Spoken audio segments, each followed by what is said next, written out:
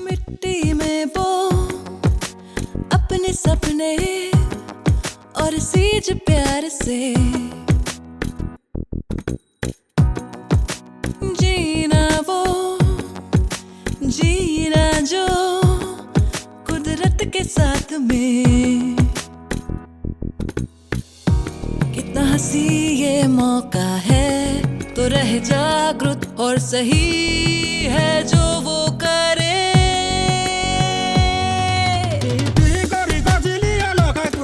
हम खड़े हो जिंदगी के साथ, सब एक साथ, सब एक साथ। यही है मौका, यही है मौका।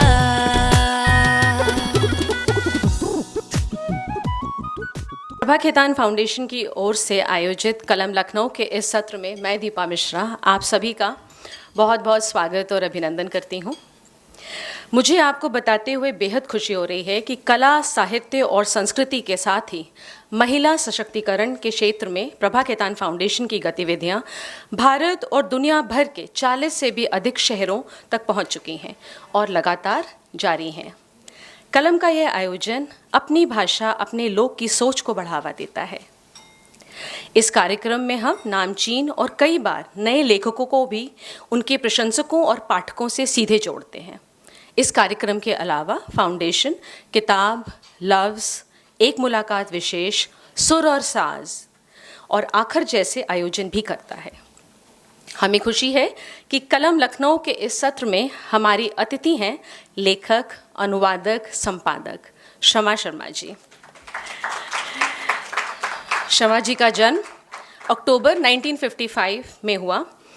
आपने हिंदी साहित्य से स्नातकोत्तर करने के साथ ही पत्रकारिता में डिप्लोमा किया और साहित्य और पत्रकारिता में पीएचडी की उपाधि हासिल की। इन विषयों की पढ़ाई के बाद आपने साहित्य, पत्रकारिता और बाल साहित्य को ही अपना कार्यक्षेत्र बनाया। आपने इस क्षेत्र में प्रचुर लेखन किया और कई दर्जन पुस्तकें लिखी। आपकी प्रकाशित पुस्तकों में कहानी संग्रह, उपन्यास, त्रिविमर्श, पत्रकारिता, बाल साहित्य शामिल है। आपने संपादन और पटकथा लेखन भी किया है। आप महिला संगठनों और पत्रकार यूनियन से भी जुड़ी रहीं। आपको भारतेंदु हरिश्चंद्र पुरस्कार और हिंदी अकादमी दिल्ली से मिले सम्मान के अलावा कई अन्य पुरस्कारों से सम्मानित किया जा चुका है। आप 37 वर्षों तक हिंदुस्तान टाइम्स की बाल पत्रिका नंदन से संबद्ध रहीं और वहाँ कार्यकारी संपादक के पद से अवकाश लेने के बाद स्वतंत्र लेखन में जुड़ी हैं। आज इस सत्र में आपसे संवाद करेंगी एहसास वन प्रयागराज श्रुति अग्रवाल। आइए श्रुति, आपका स्वागत है। है शख्सियत मेरी, मैं उन्हीं के लिए हूँ जो समझे कदर मेरी। और आज हमारे सामने बहुत कद्रदान सब बैठे हुए हैं। नमस्कार शमा जी। आज प्रभा खेतान फाउंडेशन द्वारा आयोजित कलम के इस मंच पर आपका हार्दिक स्वागत है। आप सबका It's my honor and privilege to have this insightful conversation with you. आज आप सभी साहित्य व लेखन में रुचि रखने वाले लोग बैठे हुए हैं। शमा जी, आज मेरे से कोई त्रुटि हो जाए तो प्लीज़ एक्सक्यूज़ मी। मैं तो त्रुटियों की खान हूँ, आपसे एक ही हो जाएगी तो कोई बात नहीं। शमा जी, जैसे अभी दीपा जी ने बताया, आप एक कहानीकार हैं। हाँ जी।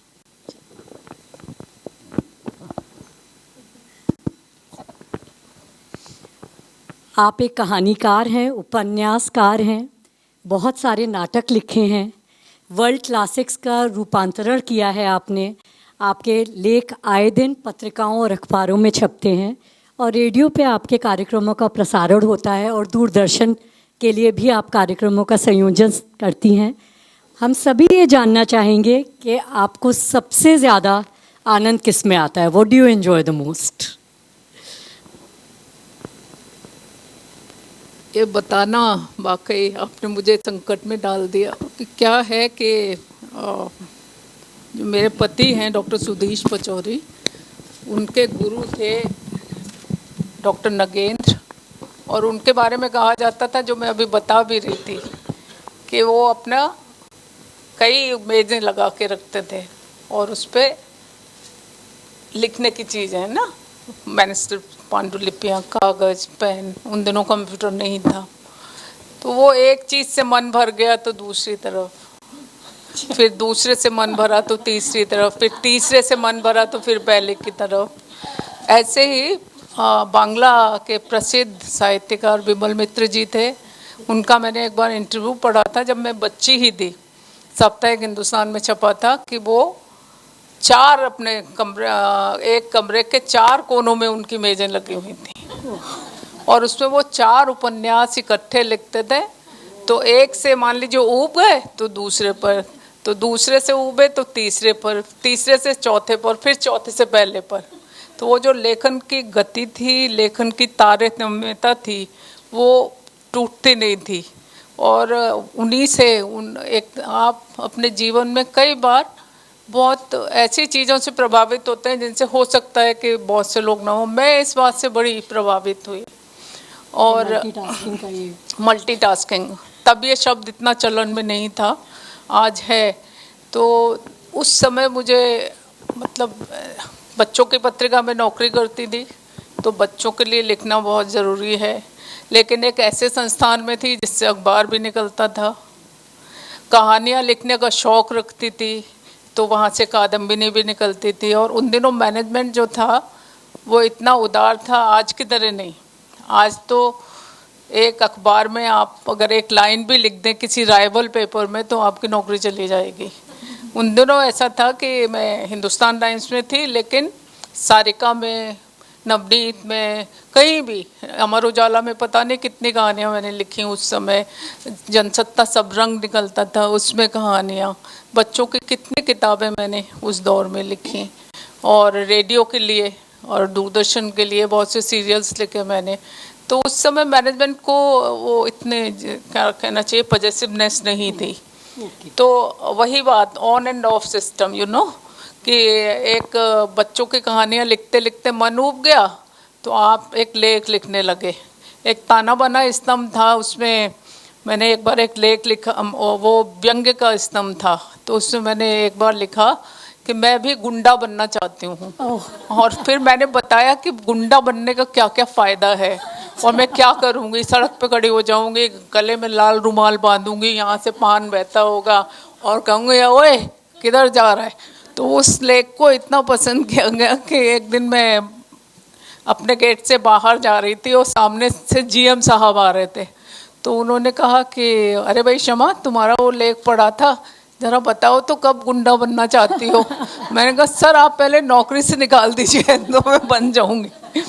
तो इस तरह का जो सबसे अच्छे की बात आप कह रहे हैं, एक लेखक होने के नाते और अपने को जज करने के नाते, तो मैं कहूँगी कि हमारे सबसे अच्छे जज हमारे पाठक होते हैं। एक लेखक अपने लेखन से हमेशा असंतुष्ट रहता है, और मैं तो बहुत ही हूँ।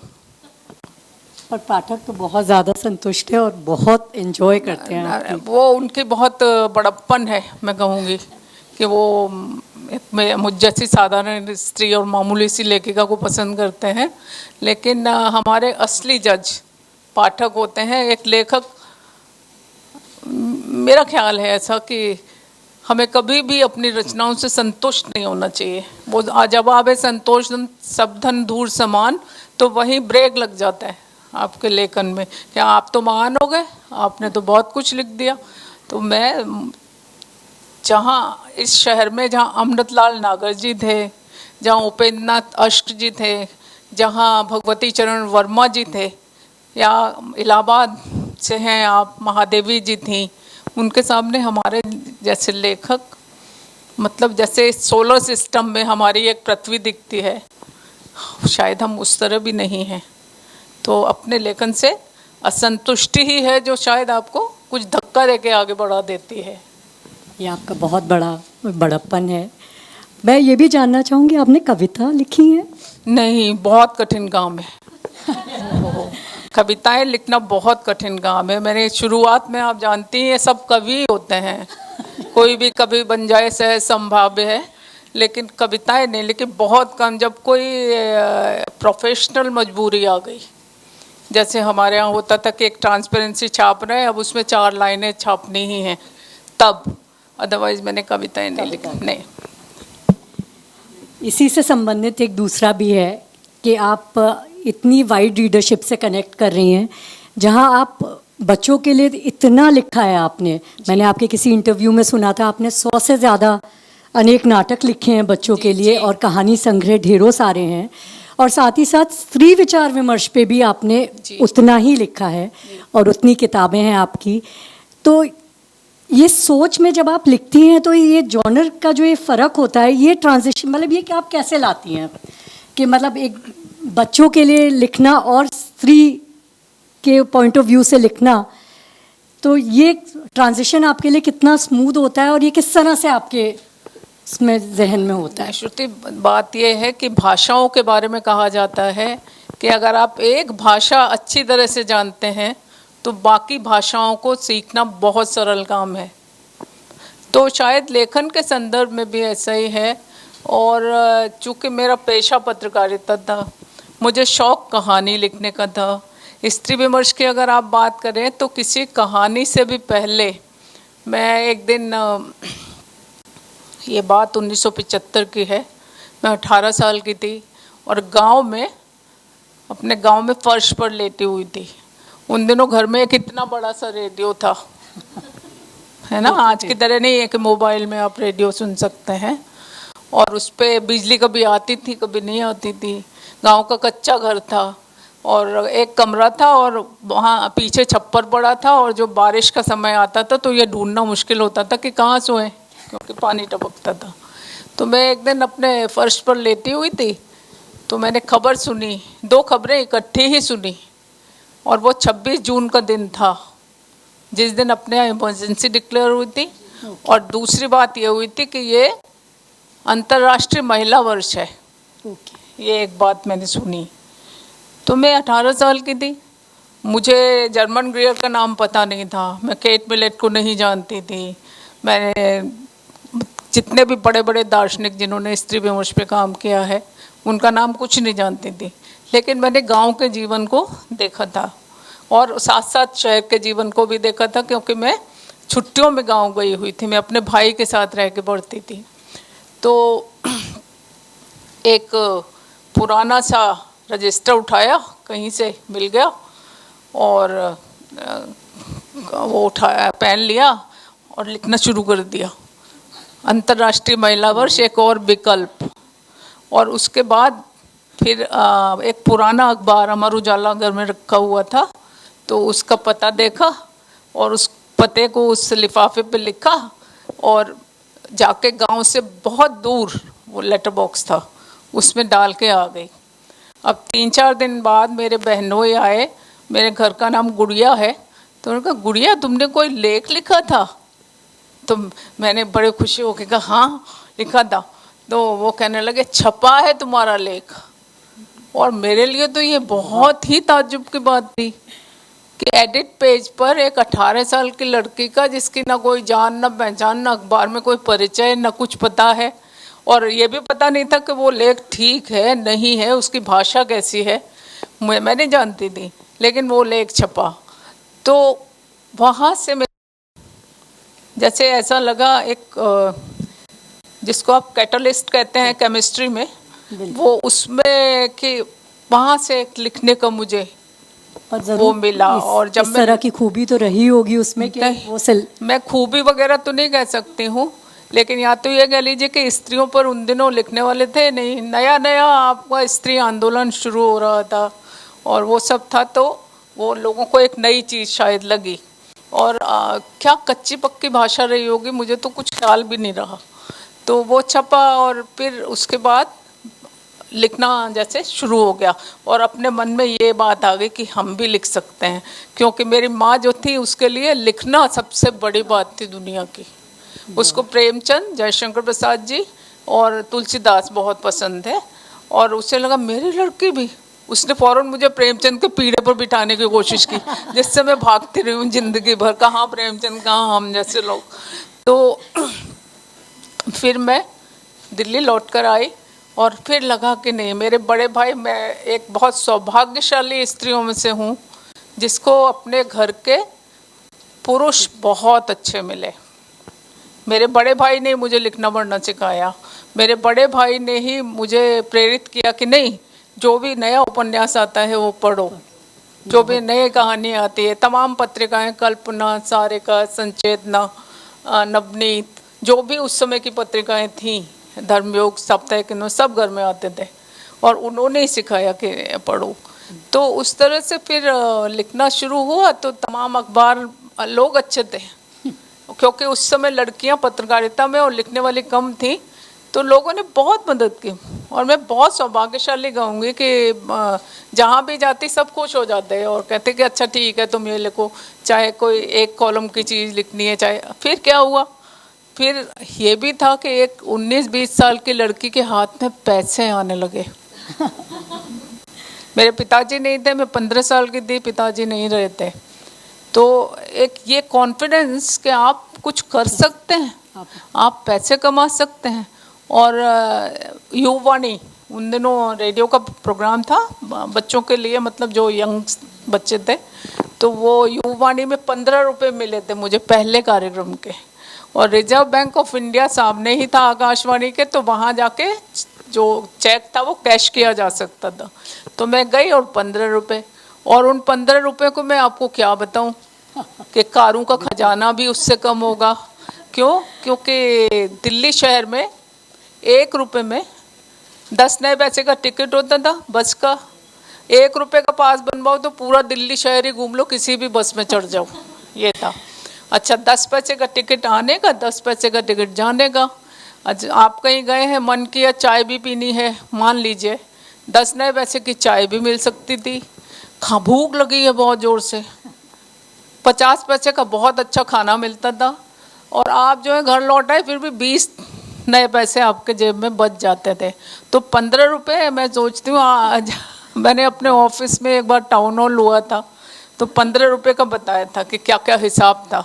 तो लोगों को, क्योंकि उन दिनों लोग जो भी बच्चे आते हैं IIM और सारे बिजनेस स्कूल से पढ़ के, उनको लाखों रुपए मिलते हैं, तो उनके लिए समझना मुश्किल था कि 15 रुपये कैसे। तो इसी तरह फिर लिखना शुरू हुआ। फिर वो जो मैंने आपको विमल जी और उनका नगेन जी का बताया, जिंदगी की ज़रूरत नहीं थी, तरह तरह से लिखना था। लेकिन अगर मेरे मन की बात कहिए तो मुझे अखबारों के लिए लिखना कहानी लिखने से भी ज़्यादा पसंद रहा जीवन भर।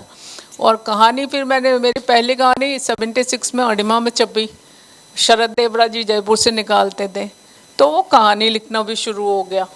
और सारिका का नवलेखन अंक था, आप शायद आप में से किसी को ध्यान हो तो, अगर सारिका में आपकी कहानी छप गई है और धर्मयोग और साप्ताहिक में आपकी चीज़ें छप गई, तो लेखक लोग बड़ा ऐसे करके चलते थे अपना, क्योंकि वो उनको लगता था कि वो ऑल इंडिया लेखक बन गए। तो वो मुझे बहुत छोटी उम्र में मेरे साथ हो गया। तो पर ये है कि ईश्वर की मेहरबानी है कि उसने मेरा दिमाग नहीं खराब किया नहीं तो दिमाग खराब होने में भी बहुत जल्दी दिमाग खराब हो जाता है। तो जैसे आपने बताया कि आपकी पहली कहानी 1976 में, और आपका पहला लेख 1965 में, 1975 में आपने लिखा था, इमरजेंसी के टाइम। तो ये ऑलमोस्ट 50 इयर्स हो गए हैं आपको, ऑलमोस्ट 50 इयर्स हो गए हैं। तो आपको क्या लगता है किस तरह के बदलाव आपको करने पड़ गए, या क्या आज पाठक क्या पढ़ना चाहते हैं, चाहे वो बच्चों के लिए लेखन हो, चाहे वो किसी भी और विषय पे लेखन हो, तो किस तरह के बदलाव आप महसूस करती हैं? एक तो इंफोटेनमेंट का युग है, इंफॉर्मेशन एंड एंटरटेनमेंट बोथ, तो उसको भी ध्यान में रखना पड़ता है। साहित्य की आदर्शवादिता की बातें जो हैं, जो मैं अभी बात कर रही थी, कि अगर किसी बच्चे की कहानी के अंत में आप ये लिख दीजिए कि इस कहानी का संदेश ये है, जैसे कि सदा सच बोलो, तो कोई बच्चा नहीं ध्यान देगा। तो हमेशा कहानी के बीच में बुनिए उसे, ऐसे पात्र चुनिए जिनसे ये वैल्यू सिस्टम जाए बच्चों के मन में कि हाँ, सच बोलना बहुत अच्छी बात है, सच बोलने से आदमी परेशान नहीं होता है, बल्कि उसकी इज्जत बढ़ती है, या कि सच बोलने वाला बच्चा हमेशा आगे बढ़ता है, उस तरह की बात। तो ये सब चीज़ें, और चेंज का तो ये है कि जो मैंने अपनी आंखों से देखा, एक समय में ये था कि नंदन के पाठक 18 वर्ष की उम्र तक हम उन्हें टीनेजर मानते थे, जो टीनेजर वो होते भी हैं। लेकिन फिर एक ज़माना नंदन में ही ऐसा आया जब सेगमेंटेशन हो गया और बताया जाने लगा कि हर 3 साल में पीढ़ी बदल रही है। बिल्कुल बिल्कुल। आज तो ये और आज भी है। और आज का बच्चा जो है वो इतना तेज है, बल्कि जो चेंज की बात आप कह रही हैं, तो हम सब अपने घरों में, ये अभी भाई साहब बैठे हैं, उनसे मैंने पूछा कि मेरा डाटा काम नहीं कर रहा, पूछा मैंने अभी उनसे कि पता नहीं इंटरनेट काम नहीं कर रहा है। तो अरे ओ मुन्नू इधर आ, देखना तो जरा मेरे फ़ोन में क्या हो गया है। अरे यार पता नहीं क्या हो गया है। तो मुन्नू आएगा, अपने छोटे छोटे अंगूठों से दबाएगा और कह लो दादी तुम्हें तो ये भी नहीं आता है। बिल्कुल, है ना। तो बच्चों के मुंह से सुनना भी बड़ा अच्छा लगता है कि दादी को ये भी नहीं आता, दादी इतनी बड़ी हो गई, सफ़ेद बाल हो गए, ये भी नहीं आता है। तो जो एक बड़ों का ये अहंकार आप कहिए, या बड़ों का ये कि मैं बड़ा हूँ तो सब कुछ जानता हूँ, आज वो सब टूट गया है ना। आप लैपटॉप लेके बैठे होते हैं और लैपटॉप मालूम पड़ा कि फाइल उड़ गई, आपको नहीं पता कि क्या करें। तो फिर बुलाएंगे, अरे काकी जरा आके देखो क्या हो गया है। तो काकी आएगी और फटाफट ये लो हो गया। तो वो टेक्नोलॉजी टेक से अभी बच्चे हमसे बहुत ज़्यादा हैं, और बच्चों का ये बदलाव हमें एक्सेप्ट करना चाहिए। अगर हम यही कहते रहे मैं बड़ी हूँ, आखिर सास बहू का झगड़ा इसी में होता है ना। तो मदर इन लॉज को ये एक्सेप्ट करना चाहिए कि जो दूसरी लड़की आपके घर में आई है वो आपसे ज़्यादा जानती होगी। हो सकता है आप अपने फील्ड में कुछ ज़्यादा जानते हो, लेकिन वो भी बहुत ज़्यादा जानती होगी। तो ये चेष्टा मत कीजिए कि बहू आ गई तो आप एक स्वामिनी के अंदाज में उससे बातें करेंगे। आपने अभी नंदन की बात करी, तो 37 साल तक आपने उसका संपादन किया। तो जब ये पब्लिकेशन बंद करने का डिसीजन लिया गया कि आप विल डिसकंटिन्यू विद इट, तो क्योंकि आप इतने साल अटैच थी, तो आपको कैसे, मतलब क्या आपके मन में क्या विचार आए? एक तो मैं तब तक नंदन में नहीं थी, छोड़ चुकी थी, और एक कॉरपोरेट में काम करते हुए आप बहुत प्रैक्टिकल भी हो जाते हैं। आप नंदन मेरी कोई संपत्ति नहीं थी, मैं किसी और के लिए ही काम कर रही थी। तो नंदन का बंद होना, मुझे ये तो लगा कि जिस पत्रिका ने मुझे रोजी रोटी दी है, लिखना सिखाया है और यहाँ तक पहुँचाया भी है एक तरीके से, क्योंकि आर्थिक संबल से बड़ा संबल अभी भी दुनिया में कोई नहीं है। तो वो दुख हुआ, और फिर ये दुख भी हुआ कि एक अच्छी पत्रिका थी वो चली गई। लेकिन मैं जानती हूँ कि वो क्यों बंद हुई। मैनेजमेंट को इस बात से कोई मतलब नहीं। मैं ये चाइल्ड कमीशन की कमेटी में थी, तो वहाँ पे एक मीटिंग में एक बड़े अखबार के एडिटर आए थे। तो उनसे कहा गया कि भाई आपकी जो पत्रिका है उसमें आप चाइल्ड कमीशन से संबंधित चीज़ें भी ज़रूर छापा करिए। तो उन्होंने ये कहा कि देखिए हम एक प्राइवेट सेक्टर ऑर्गेनाइजेशन हैं, और आप हमसे ये उम्मीद मत कीजिए कि हम सारे सरकारी वो छापते रहेंगे। प्राइवेट सेक्टर ये सब सरकारों का काम है, कि जो ये हमारा काम नहीं है। तो सेम विद नंदन कि भाई मैनेजमेंट जब तक चलाना चाहता था उन्होंने उसे चलाया, अगर वो फ़ायदे का सौदा नहीं रहा तो उन्होंने बंद कर दिया। ये शिकायतें मेरी पर्सनल तो हो सकती हैं, लेकिन इसको मैं जानती हूँ कि जिसकी, जैसे मेरा घर है, मैं किसी और का अधिकार नहीं मानूंगी ना। तो मैगजीन भी किसी और की थी। ठीक बात है। आपने इतने रचनाकारों को पढ़ा होगा, कोई एक जिनसे आप बहुत प्रभावित हैं या जिन्होंने आपको बहुत प्रेरित किया है, आप या बहुत एंजॉय करती हैं जिनको पढ़ना आप? वैसे तो बहुत से, लेकिन मेरे जीवन की यात्रा कुछ ऐसी रही है, 2 मिनट में आपको बताती हूँ। एक ज़माने में मैं बहुत ही कट्टर टाइप की कम्युनिस्ट थी, लेफ्टिस्ट विचारों की थी बहुत। लेकिन उन दिनों हमारे यहाँ, जो मैं आपको बता रही हूँ, 75-76 में फेमिनिन का शोर चला, और फेमिनिज्म एकदम अपने मेन स्ट्रीम में आ गया। और लेफ्टिस्ट का विचार ये था कि ये बेसिकली वर्किंग क्लास मूवमेंट को तोड़ने वाला आंदोलन है, ये मजदूर एकता में खलल पैदा कर देगा, उसे तोड़ देगा, जो हुआ भी। तो मुझे ये उनका ये विचार थोड़ा नापसंद आया और मैं उससे दूर हट के मैं ये महिला संगठनों की तरफ चली गई और मैं जनवादी महिला समिति की वो भी थी फाउंडर मेंबर। लेकिन ओवर द इयर्स मुझे लगा कि किसी विमर्श के खूंटे से बंध के नहीं रहना चाहिए। अगर आपने किसी बकरी को या किसी गाय को बंधे देखा है, वो खूंटे से बंधी है, तो उसकी आज़ादी उतनी है जितनी रस्सी की लंबाई है। बिल्कुल, वो मुझे नहीं चाहिए। मैं पुरुष की कोई समस्या है तो मैं उसको भी कहूँगी, मैं बिल्कुल नहीं शर्माऊँगी कि मैं एक औरत हूँ तो मैं भाई पुरुषों की बात क्यों कर रही हूँ। क्यों नहीं, मेरे घर में पुरुष हैं, इस संसार में बहुत से पुरुष हैं, यहाँ भी बहुत से लोग बैठे हुए हैं, तो उनकी समस्या कोई समस्या क्यों नहीं है। औरतों की समस्या है, औरतों की कोई परेशानी है, मैं उसके बारे में भी ज़रूर कहूँगी। एनवायरनमेंट की कोई समस्या है, मुझे पशु पक्षियों से बहुत लगाव है, बहुत ज़्यादा लगाव है। और एक अफसोस की बात यह है कि मेरे बचपन में मेरे घर में बहुत से पशु पाले जाते थे और कुत्ते बहुत सारे थे। कुत्तों से मेरी बहुत बहुत दोस्ती थी। आज भी मुझे कोई पिल्ला दिख जाए तो मैं उसे ऐसे ही उठा लेती हूँ और मेरे हस्बैंड बहुत वो करते हैं कि तुम उठा लेते हो, काट लेगा। मैं कहती हूँ हर एक नहीं काटता है, ऐसे वो आपकी आँख पहचानते हैं कि आपकी आँख में क्या स्नेह है। तो अगर पशु पक्षियों की कोई ज़िंदगी की मुश्किल है तो मुझे उसके बारे में भी कहना चाहिए। विमर्शों की प्रॉब्लम ये है कि वो एक पक्षीय होते हैं और एक पक्ष माने पंख होता है। अगर एक पंख टूट जाए पक्षी का तो वो दूर की उड़ान तो छोड़िए, एक थोड़ी सी उड़ान भी नहीं कर सकता।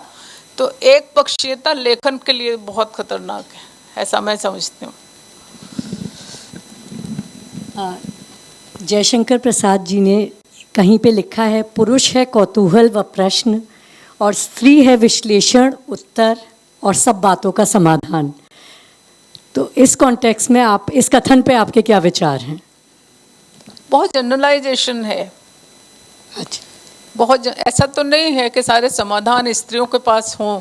अगर होते तो आज भी क्या दहेज, आपने 498 जैसी धारा बना रखी है, आज भी क्या दहेज के लिए औरतों को सताया जा सकता था? समाधान उस तरह से नहीं हो। समाधान हमारे एक तरीके से हमारे उसके अनुभव से पैदा होते हैं। अनुभव, हमने क्या अनुभव किया। हो सकता है कोई स्त्री बहुत आजकल ऐसी स्त्रियों की कथाएं भी आप सुनते हैं जो दहेज लेना चाहती हैं, लेकिन उससे ये साबित नहीं हो जाता कि दहेज बहुत अच्छी चीज़ है। दहेज एक खराब चीज़ है और हमें मानना चाहिए कि ये खराब है। इसी तरह और भी बहुत सारे जो भी जेंडर के लॉज हैं हमारे यहाँ, तो उसमें बहुत सारी चीज़ें जो आजकल अगर आपने देखा होगा तो तमाम अदालतें कहती हैं कि मिसयूज़ मत कीजिए, क्योंकि अगर आप मिसयूज़ करेंगे तो आपके कानून की धार कम हो जाएगी और धार कम होने से क्या होता है, कानून बेकार हो जाते हैं। चाहे वो सेक्सुअल हैरेसमेंट हो, चाहे वो डोमेस्टिक वायलेंस हो, चाहे रेप लॉ हो, चाहे ये 498 हो दहेज का। अगर आप मिसयूज़ करेंगे तो एक समय ऐसा आएगा कि सरकार उसे डाइल्यूट कर देगी। बिल्कुल 498 के साथ हुआ है ना ऐसा। तो इसलिए मिसयूज मत कीजिए। उससे होता ये है कि जो सताई गई स्त्री है उसको न्याय नहीं मिल रहा है। आज भी छोटी छोटी बच्चियों के साथ जो कुछ हो रहा है, हमें न्याय चाहिए, हमें बदला नहीं चाहिए। ठीक है, बदले की कोई ज़रूरत नहीं है, क्योंकि बदले से बदला जन्मता है, घृणा से घृणा उपजती है। तो मुझे न्याय चाहिए, मेरी सेकंड ग्रेड सिटीजनशिप नहीं चाहिए। लेकिन इसके लिए ये ज़रूरी नहीं है कि मैं अपने आसपास के पुरुषों को जेड ग्रेड सिटीजनशिप दे दूं। इक्वालिटी चाहिए ना। आपके सभी उपन्यासों और कहानी संग्रह के शीर्षक बहुत रोचक होते हैं। जैसे वो पराठा ब्रेकअप हो, थैंक यू सद्दाम हुसैन हो, दे स्टैंड आउट। और मेरे ख्याल से पाठकों की बहुत जिज्ञासा बढ़ती होगी कि इसमें क्या है, या रास्ता छोड़ो डार्लिंग। तो मतलब ये सब आपके जहन में किस तरह से आते हैं, कैसे आप अपनी कहानियों में किस तरह से ये इंटरेस्टिंग शीर्षक आपके निकल कर आते हैं? ये भी बात ऐसी है कि जिसका एकदम जवाब देना थोड़ा मुश्किल है, लेकिन ये ज़रूर है कि शीर्षक जो होता है ना, वो एक तरीके से मेन गेट होता है बिल्कुल। किसी चीज़ का। अगर आपको शीर्षक आकर्षित करेगा तो शायद आप उस चीज़ को पढ़ना चाहेंगे। तो सिर्फ इतनी सी बात है। ठीक बात है। मैंने पराठा ब्रेकअप की बात हुई है तो उसमें एक आपकी कहानी है, एक सदी की आहट आहट, और मैंने वो पढ़ी और कहीं बहुत झंझकोरा उसने। Just to give a little brief to the audience, उस कहानी में हम लोग there is a fast forward to 30th century, वो 1000 साल आगे की कहानी है। और उसमें ये दिखाया है कि जो समाज है वो पुरुष प्रधान न रह के स्त्री प्रधान हो गया है। एंड उसमें हर वो छोटी छोटी चीज़ जो आज एज अ वुमन हम लोग के डेली लाइफ का पार्ट है, जिनको हम सोचते भी नहीं हैं। तो पर फिर भी जब मैंने वो कहानी पढ़ी तो मुझे कहीं पर पुरुष वर्ग के साथ एक सिंपैथी हुई, एक सहानुभूति हुई। मतलब I was not feeling good for them. So ऐसा मतलब आपको लगता है कि we have taken it for granted, या हम लोग में इतना इनग्रेन्ड है ये सब चीज़ कि हम लोग उसको ध्यान ही नहीं देते, जबकि वही चीज़ मैंने पुरुषों के साथ होती हुई पढ़ी तो मेरे को कहीं बहुत दुख हुआ उनके लिए। तो आई डोंट नो मतलब आपने किस पर्सपेक्टिव से वो कहानी लिखी है, पर जब मैंने उसे पढ़ा तो मेरी फीलिंग यही थी। आपने सही पकड़ा। बात यह है कि हम लोगों ने एक वो बना रखा है कि हमें पितृसत्ता से आज़ादी चाहिए। पितृसत्ता तो इसके बरक्स क्या मातृसत्ता चाहिए आपको। लेकिन सत्ताएं हमेशा अपने तर्क से चलती हैं, और सत्ताएं अगर निरंकुश न हो तो वो चल नहीं सकती। तो चाहे मातृसत्ता भी, और ये कहानी का आइडिया मुझे कहाँ से आया था, नॉर्थ ईस्ट के बारे में कहा जाता है कि वह मातृसत्ताएं हैं। तो वहाँ की खासी कम्युनिटी 1990 से मातृसत्ता के खिलाफ आंदोलन चला रही है। क्यों? क्योंकि वहाँ पुरुषों का यही हाल है कि जो इस कहानी में आपको नजर आया कि पुरुषों का यही हाल है कि वो अपने घर से बाहर नहीं निकल सकते हैं, वो किसी सभा सोसाइटी में नहीं जा सकते हैं, उनका सरनेम नहीं होता है। मतलब एग्जैक्टली द सेम। आप पढ़ के देखें आप लोग खासी कम्युनिटी के बारे में।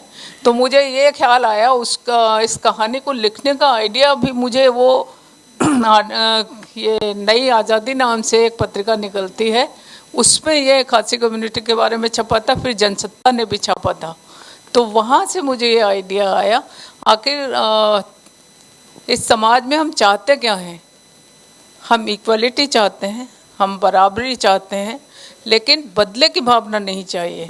और होता क्या है, विमर्शों का जो मेरा अपना इतने दिन का अनुभव है, शुरुआत में विमर्श कहते हैं हाय बचाओ, मतलब वो सिंपैथी क्रिएट करते हैं।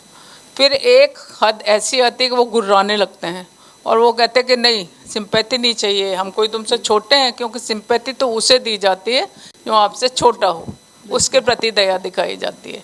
तो ये कहानी लिखने का मुझे वहाँ से आया खासी, कि वो क्यों मातृसत्ता, अगर इतनी मान लीजिए हम सोचते हैं कि मातृसत्ता से सारी समस्याएं हल हो जाएंगी, तो क्या वाकई ऐसा होगा?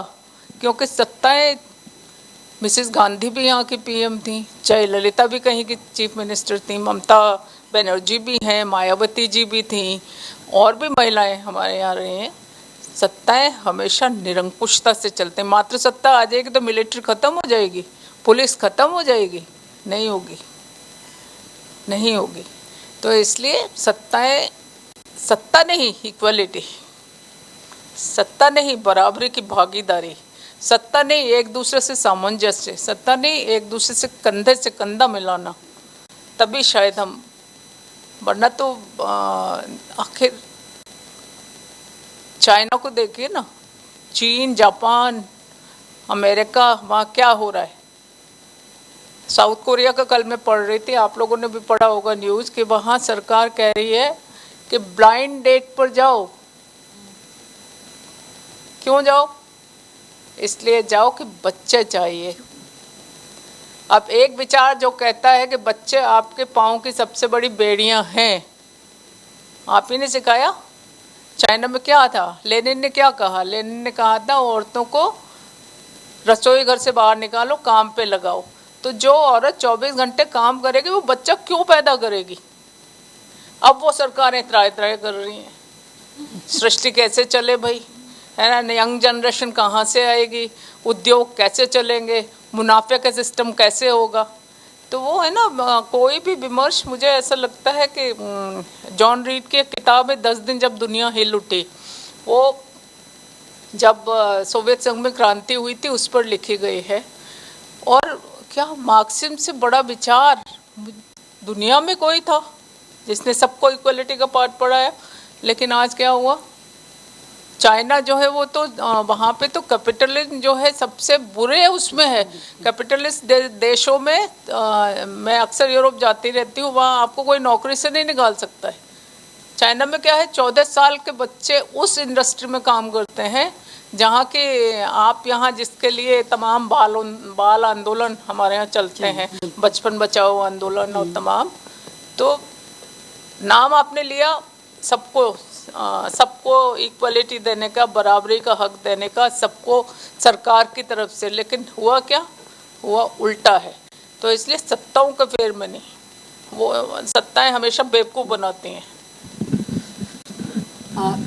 जैसे आपने इतनी कहानियाँ लिखी हैं, तो मोस्टली आपका एक रचना शैली क्या रहती है कि आपके दिमाग में पहले पात्र स्ट्राइक कर जाते हैं और फिर आप उनके चारों तरफ कहानी बुनती हैं, कि कोई सिचुएशन के हिसाब से पात्रों का गठन हो जाता है? किस तरह का आपको लगता है कि ज़्यादा होता है आपके साथ? इसका मैं ठीक हिसाब आपको नहीं बता सकती। हाँ जी, बिल्कुल बिल्कुल। क्योंकि कई बार ऐसा होता है कि मैं रास्ते में जा रही हूँ और मुझे कोई बंदर ही दिख गया, या कि कोई रिक्शे वाला है उसने मुझसे कोई एक शब्द बोला, या कि इसमें ही एक कहानी है मेरी मेड की, हाँ जी, जो कि रोशनी, वो पूरी कहानी वो नहीं है जो मैंने लिखी है।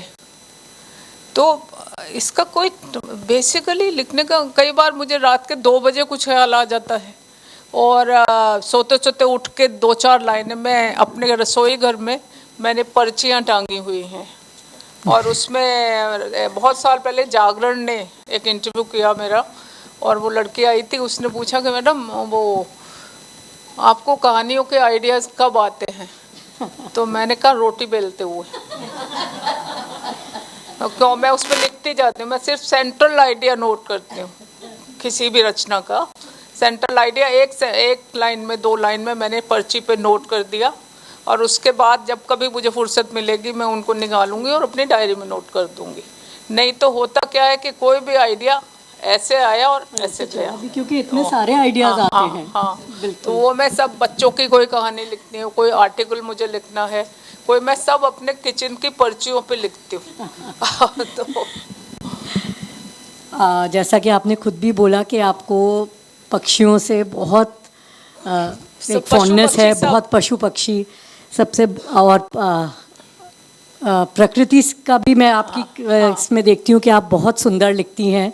आपकी एक इसमें कहानी है, कोई बताए सपनों का पता, जी, उसमें आपने एक बहुत सुंदर विवरण लिखा है। मैं चाहती हूँ कि आप हमारे सब श्रोताओं को इधर एक बार अपने आप पढ़ के सुनाएं। अगर कहानी सुनाना कोई अच्छी बात नहीं है, उसमें से 2 पैराग्राफ ही सुनाए, बहुत, क्योंकि बहुत सुंदर बन पड़ी है। मेरे ख्याल में इंटरेक्शन या इंटरेक्टिव सेशन बेहतर तो ये होगा कि कहानी सुनाने से बेहतर है कि हम सब आपस में बातचीत करें, वो ज़्यादा, क्योंकि आपसे कब मिलने का मौका मिलेगा मुझे, बिल्कुल, कब तो कहानी सुनाना रहने कहानी फिर सब लोग पढ़ेंगे, एंड आई एम श्योर उनको इतना ही अच्छा लगेगा वो सब डिस्क्रिप्शन जो आपने इतने सुंदर तरीके से करा है। जी। मैं ये और पूछना चाहूँगी, चलते अगर सेशन क्वेश्चन आंसर्स ओपन होने से पहले, कोई ऐसी पंक्तियाँ जो आपका जीवन मंत्र हो, मतलब विच यू हैव। आपने पुस्तकों की बात पूछी थी ना, वो अधूरी रह गई। मुझे आज भी कम्युनिस्ट मैनिफेस्टो पढ़ना बहुत बहुत बहुत पसंद है। मैं जब भी कोई मुसीबत मेरे सामने खड़ी हो जाती है, मैं उसको पढ़ती हूँ। मुझे और उसके उलट मुझे रामचरितमानस भी पसंद है। उसके उलट मुझे दिनकर का कुरुक्षेत्र बहुत पसंद है। उस ज़माने में उन्होंने क्या लिखा है ना, वो मुझे जब भी मौका मिलता है मैं प्रेमचंद की कोई किताब उठाती हूँ, महादेवी जी का उठाती हूँ। नए लेखकों को भी मैं बहुत पढ़ती हूँ। शायद ही कोई किताब बचती है जो किसी की आई, और मैं मुझे मतलब इस बात की खुशी है कि मैं किताबें खरीद के पढ़ती हूँ, क्योंकि आमतौर पर हिंदी लेखकों की शिकायत रहती है कि पाठक जो है खरीदते नहीं किताबें। तो मैं अपने मित्रों से भी मना करती हूँ कि मुझे भेजो मत, मैं खरीद कर पढ़ना चाहूँगी, और मैं नई किताबें पढ़ती हूँ। तो अच्छा, इसमें रहीम मुझे बहुत पसंद है, और जो जीवन का मंत्र है। आजकल बड़ा हम लोग ये लेखों में पढ़ते हैं, बहुत हमें बहुत सारे एडवाइजर्स फेसबुक पे मिलते हैं, बहुत सारा ये कि अपने मन का ना सब कुछ किसी से शेयर कर दो, शेयरिंग इज केयरिंग। लेकिन रहीम का एक दोहा है, रहीमन निज मन की बिथा मन ही राखो गोए, सुन इठ लय लोग सब बांट न लय है कोई। मेरे जीवन का ये मंत्र है कि आपका जो दुख है, आप हो सकता है अपना दुख बता के सोच रहे हो कि सामने वाला भी उतना ही दुखी होगा, ज़रूरी नहीं है। और जब सामने वाले को उतना दुख नहीं होगा जितना आपको अपनी किसी स्थिति से है, तो आप बहुत निराश होंगे। तो बेहतर है अपने दुख अपने तक ही सीमित रखिए। हाँ जी, तो गॉड कोई किसी को कोई प्रश्न पूछने हैं? अच्छा, और नमस्ते। नंदन पढ़ के बड़े हुए हैं हमारी पीढ़ी। आपका नाम जानती हूँ। हाँ जी, तो ये बताइए कि आज की पीढ़ी को अगर हम नंदन पढ़वा दें, कितने बच्चे हैं जो अब नंदन, चंपक, पराग जैसी किताबें बच्चों के हाथ में होती हैं, बच्चों के हाथ में मोबाइल होता है। तो आपका इतना लंबा अनुभव है बच्चों को लेके, क्या आपको लगता है कि कोई एक तरीका हम अपना सकते हैं जिससे हम जो हमारी बच्चों की पीढ़ी है उसको फिर से हम बच्चों जैसा बना सकें? देखिए, दो बातें हैं। एक तो टेक्नोलॉजी पल पल बदलती है ना, तो किताब भी एक टेक्नोलॉजी ही है ना। किताब से पहले कुछ और था ना।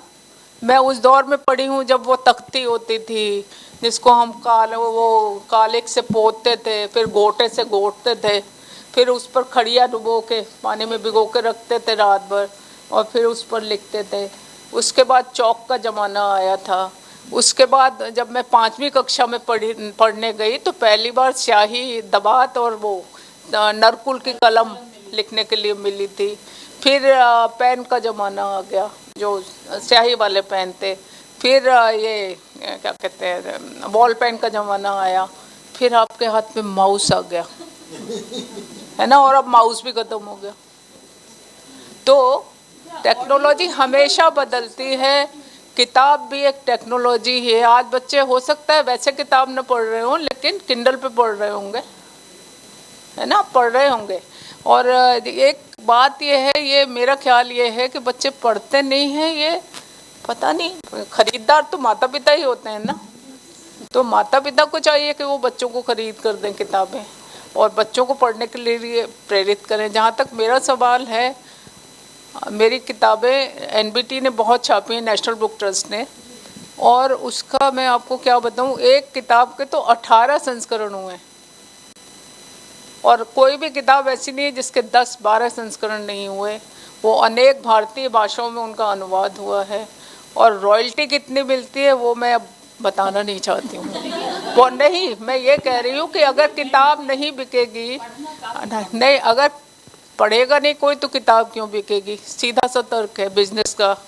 तो किताब बिकती है तभी तो इतनी रॉयल्टी मिलती है ना, और तभी तो इतने संस्करण छपते हैं। तो ऐसा ये कुछ मुझे लगता है क्यों ये बात आती जा रही है कि बच्चे पढ़ते नहीं हैं, वो मोबाइल पे देखते हैं। सही बात है, आजकल जब स्कूलों में टैबलेट दिए जा रहे हैं, सारी पॉलिटिकल पार्टीज अपने मैनिफेस्टो में कहती हैं कि हम टैबलेट देंगे, और हाँ, और कोविड में सारे बच्चे ऑनलाइन मोबाइल पे पढ़ते हैं। और कई बच्चे बेचारे इसलिए नहीं रहे कि उनके पास मोबाइल नहीं था, तो वो, लेकिन अगर आप बच्चों को प्रेरित करें पढ़ने के लिए और उनको पसंद का पढ़ने दें, तो ऐसा है नहीं कि वो पढ़ते नहीं है। मेरा पोता है, यूरोप में रहता है, लेकिन मुझे अक्सर बताता है और मैं कई बार ताज्जुब भी करती हूँ। अभी कल परसों उसने मुझे कहा कि दादी आपको पता है मैंने 600 पेजेस की किताब पढ़ी है। मैंने कहा माय गॉड 600 पेजेस। तो उसने कहा हाँ, और मैंने 200 नए शब्द भी सीखे हैं। तो अगर, और उसके पेरेंट्स ने बना रखा है कि वो सोते वक्त उससे ज़रूर कुछ पढ़वाएंगे, और वो वहाँ पे 3 भाषाएं जानता है और चौथी भाषा हिंदी बहुत अच्छी जानता है, क्योंकि उसके माँ बाप ने बना रखा है कि तुम घर में हिंदी ही बोलोगे हमसे। तो बच्चों को अगर प्रेरित करें तो बच्चे तो कच्ची मिट्टी है ना, उस पर हमें ही लिखना है, कुछ हम ही लिख पाएंगे। नमस्कार, आपका लखनऊ में स्वागत करती हूँ। मेरा नाम सुशीला पुरी है जी। आपको लगातार पढ़ते रहे हैं। मेरा बस एक छोटा सा सवाल है शमा जी, कि पहले की अपेक्षा जब आप नंदन की संपादिका हुआ करती थी, नंदन, पराग, चंपक, लाइन से लोटपोट कितनी पत्रिकाएं होती थी, क्या इस समय बाल पत्रिकाएं कम नहीं हो गई हैं? और जो हैं भी वो बहुत महंगी हैं। बिल्कुल सही कहा आपने। उसकी एक बड़ी वजह तो ये रही बाल पत्रिकाओं के बंद होने की। अगर आप देखिए तो सारे अखबारों ने अपने सप्लीमेंट शुरू किए, आज से 20 साल पहले की बात है। अब उसमें परिवार का सप्लीमेंट भी था, तो पारिवारिक पत्रिकाएं चलती बनी, क्योंकि वही मिल रहा है और आपको अलग से पैसे भी नहीं खर्च करने पड़ रहे हैं। धर्मियों के साप्ताहिक पारिवारिक पत्रिकाएं कहते थे, लेकिन जब आपको अखबार में फ्री में ही मिल रहा है वो पेज, 1 पेज या 4 पेज भी थे अखबारों के। उन्होंने खेल पे निकालना शुरू किया तो खेल मैगजीन्स का आफत आ गई। उन्होंने बच्चों पर पेज निकालना शुरू किया तो बच्चों की मैगजीन्स की आफत आ गई। सिर्फ इतनी सी बात है। बिजनेस बुक स्टॉल पे अगर जाएं तो बच्चों की मैगजीन्स मिलती ही नहीं है, साइकिल एक दिखती है। यही वजह है कि बच्चों की मैगजीन अलग से भी लोग क्यों खरीदें जब अखबार में ही मिलता था सब कुछ। कोविड के बाद जरूर ये हुआ है कि सप्लीमेंट्स बंद हो गए हैं बहुत से अखबारों के, लेकिन बच्चों की सारी सामग्री अखबारों में ही छपने लगी। अच्छा, इसके अलावा जो इंफोटेनमेंट की मैं बात कर रही थी, जब बच्चे के हाथ में मोबाइल है तो उसके पास मनोरंजन का 24 घंटे का साधन मौजूद है। तो पत्रिका न पढ़ने का माता पिता भी सोचते हैं कि क्यों अलग से, नेट का खर्चा तो हो ही रहा है, वाईफाई का खर्चा हो ही रहा है, तो अलग से क्या पत्रिका। ये आया कि मैक्सिमम बच्चे, शहरी वर्ग तो कम से कम 90%, 10% बच्चों को उनके माँ बाप थोड़ा सा कंट्रोल कर पा रहे हो। जितने कोरियन सीरियल और तमाम तरह के जो विदेशी सीरियल हैं वो अंग्रेजी में डब्ड हैं या हिंदी में डब्ड हैं। डोरेमोन, पोकेमोन बच्चा टेलीविजन पे है या बच्चा मोबाइल पे है। तो ये जितने विदेशी सीरियल हैं, मैं ये नहीं कह रही बच्चों का, लेकिन बच्चों की भाषा वही हो गई है, बच्चों का एटीट्यूड वही हो गया है। बच्चे डोरेमोन, पोकेमोन वाली भाषा भी बोलने लगे हैं। मैंने करीब 10-12 साल मैंने बच्चों का प्रोग्राम देखा है। तो बच्चे जब आते हैं और जो 5 साल से लेकर 12-13 साल के बच्चे बिल्कुल लगभग जो हिंदी के टिपिकल शब्द वो सीरियल इस्तेमाल करते हैं, जो एक आम बोलचाल की भाषा थी, जो कंटेंट भारतीय था, वो कंटेंट गायब। वो आपकी बात सही है, लेकिन देखिए भाषा को क्या कहते हैं हम, बहता नीर ना। अब जब बहता नीर है तो गंगा जी बह रही हैं, आपके यहाँ गोमती बहती है, तो जो गोमती जहाँ से बहती है वहाँ की घास, खरपतवार, सीपिया, आजकल तो पॉलीथीन भी बहुत मिलता है, सब बहा के ले जाती है ना। तो भाषा के साथ भी तो यही है कि बहुत सारे शब्द आते हैं, हम बड़े खुश होते हैं कि ऑक्सफोर्ड डिक्शनरी में तो 200 हिंदी के शब्द हैं। तो अगर हिंदी में अंग्रेजी आ जाती है तो इस पे क्यों नाराज़गी है हमारी। अच्छा, इसके अलावा हम अश्लील की परिभाषाएं करते हैं, है ना। तो लेकिन अगर बच्चे के सामने माँ बाप ही बोलेंगे उस तरह की बात जो मैं यहाँ कह नहीं सकती हूँ, तो फिर बच्चा भी क्या सीखेगा। बच्चे वही सीखते हैं जो माँ बाप बोलते हैं या पीयर ग्रुप बोलता है। तो पीयर ग्रुप कौन सा होता है, बच्चे, एक बच्चा मेरे घर से जा रहा है, एक आपके घर से जा रहा है, एक आपके घर से जा रहा है। तो भाषा, बच्चे को भाषा का संस्कार देना है तो हमें अपने अंदर भी कुछ परिवर्तन करना होगा। सिर्फ बच्चों को नहीं दोष दिया जा सकता है इस बारे में। हम कौन सी भाषा बोलते हैं आजकल, मैंने देखा है, मैं मेट्रो में कई बार जाती हूँ दिल्ली में, और मैं हैरान रह जाती हूँ कि जिन गालियों को हम ये कहते आए हैं कि ये स्त्रियों का घोर अपमान है, इन्हें पुरुष लोग लगातार तमाम संबंधों से जोड़ के स्त्रियों को अपमानित करते हैं, वो आज बड़ी संख्या में लड़कियां दे रही हैं। और अफसोस ये नहीं, अफसोस ये है कि क्या अंग्रेजी में होने से उनका अर्थ बदल जाता है? नहीं बदलता ना। लेकिन लड़कियां दे रही हैं, आप क्या करिएगा, क्या करेंगे आप? तो ये क्षमा जी, ये सवाल अभी आपसे बात भी कर रहे थे और फिर दोबारा आपके सामने एक प्रश्न रख रहे हैं, ये कि बच्चों की इतनी कहानियाँ आपने लिखी हैं, नंदन का संपादन भी किया है, तो जो बाल मन है उसको आप किस तरह से पकड़ती हैं और किस तरह लिखती हैं? कितना बच्चों के साथ आप सामंजस्य बनाती हैं, या वो नटखटपन और वो चुलबुलापन वो आप अपने भीतर रखती हैं, किस तरह संजोती हैं उसको और फिर शब्द देती हैं? इसके बारे में बताइए। यही बता रही थी ना मैं आपको कि मेरी सोसाइटी के बच्चे जो है ना वो मेरे बहुत दोस्त हैं और उनकी संख्या करीब 40-50 तो है। और फिर वो कई बार तो ऐसा होता है कि जो बात वो आपसे भी शायद न कहें, वो मुझे आके कहते हैं कि आप मेरी मम्मी को ये बता देना, आप ये कह देना, है ना, मैंने आपसे कहा है। तो मैं कई बार कहती हूँ यार तुम क्यों नहीं कह रहे हो भाई, तुम ही कह दो। कि नहीं, आपकी बात ज़्यादा मानेंगे, आप मेरी दादी हो ना, मैं उनकी बहुत प्यारी दादी हूँ, किसी की नानी हूँ, किसी का। अब कुछ बच्चे बहुत बड़े बड़े हो गए हैं, कॉलेज में चले गए, लेकिन उनका वो बालपन अभी गया नहीं है। तो मेरा बच्चों से कनेक्ट है। सवेरे के 10 बजे है, दोपहर का 1 बजा है, मैं सो रही हूँ, या शाम के 4 बजे है, कोई भी बच्चा आके घंटी बजाएगा, मेरी चॉकलेट नहीं मिली है ऐसे करके, मेरी चॉकलेट आज नहीं मिली है, तो मैं फिर कहती हूँ रुक जा, चॉकलेट होती है देती हूँ, और अगर नहीं है तो कहूँगी अच्छा मैं ला के दूँगी। हालांकि मैं चॉकलेट के बहुत खिलाफ हूँ, मैं निजी तौर पे चॉकलेट बिल्कुल पसंद नहीं करती, बहुत ही हाई कैलोरी होता है, लेकिन उनको चॉकलेट ही चाहिए, उनको टॉफ़ी चाहिए, उनको बर्गर चाहिए, नूडल्स चाहिए। जंक जो है, जंक कितना हमारे उसमें है, जो कि जिसके मैं इतनी चीज़ें मैं लिख चुकी हूँ इसके खिलाफ। तो कई बार फिर मैं उन्हें फुसलाती हूँ कि नहीं देखो आज ना, देखो इस दलिया में ना मैं इतने बढ़िया क्वालिटी के अमरूद लाई हूँ, जरा तुम खा के देखो भाई, है ना। तो वो मेरे उसमें भी आ जाते हैं, वो भी खाना पसंद है। मेरी दोस्ती है बच्चों से, और बच्चों को ऑब्जर्व करने का तरीका शायद यही है कि आप उनके कितने अच्छे दोस्त हैं।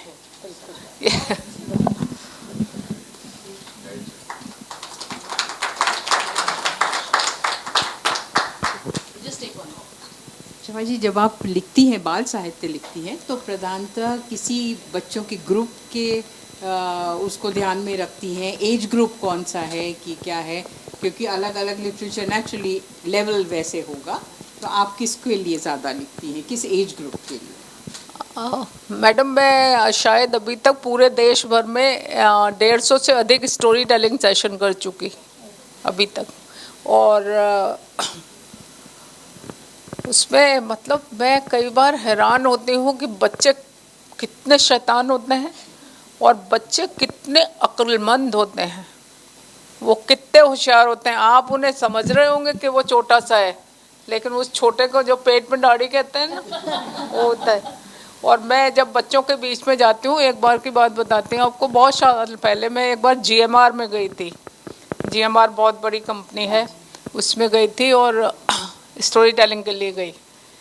तो मैं तो सोच के गई थी कि मैं तो एक राइटर हूँ, वो अहंकार का वो ना दिमाग में बजने लगता है, तो राइटर हूँ, तो एक पंचतंत्र की कहानी सोच के चली गई कि मैं उनको सुना दूंगी।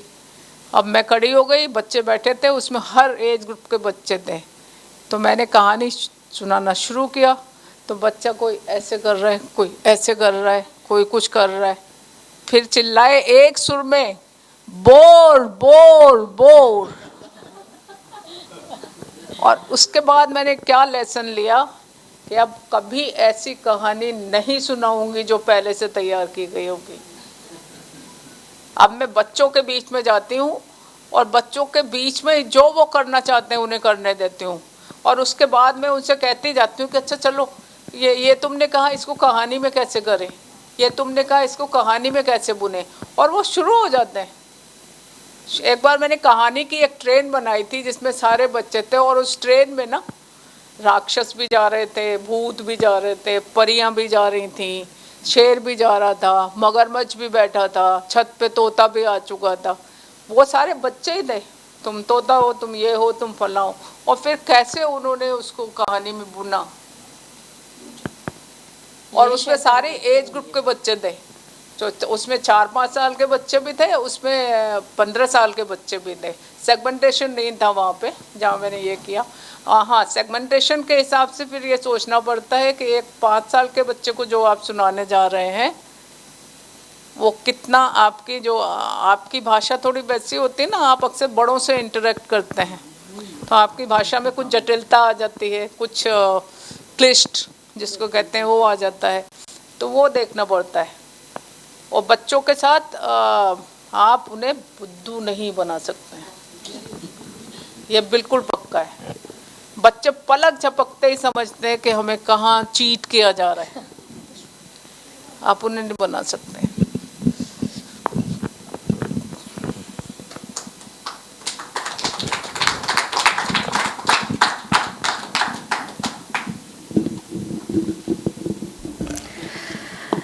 आप दोनों का बहुत बहुत शुक्रिया इतना सुंदर समा बांधने के लिए। और अब मैं विनोद पांडे जी, जेएम ताजमहल लखनऊ से आग्रह करूंगी कि वे आएं और शमा जी का अभिनंदन करें।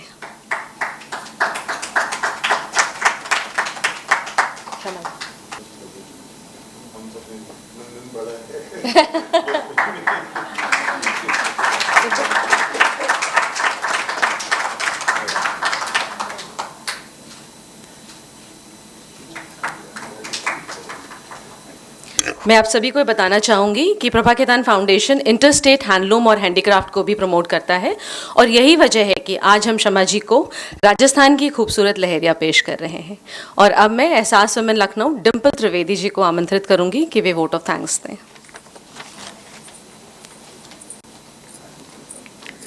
Thank you Deepa. शमा जी का और श्रुति जी का लखनऊ में स्वागत।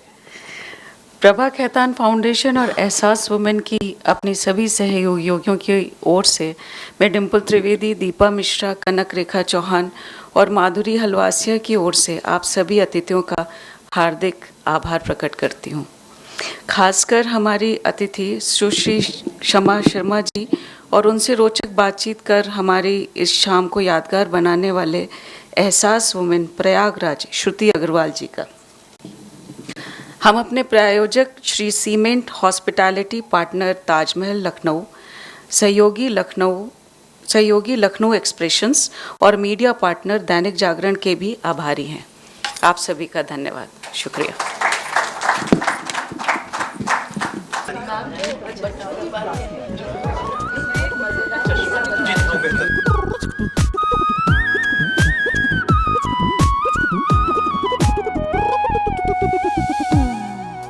पीछे अब न देखना, रात थी यहाँ और हो रहा है अब तो सवेरा।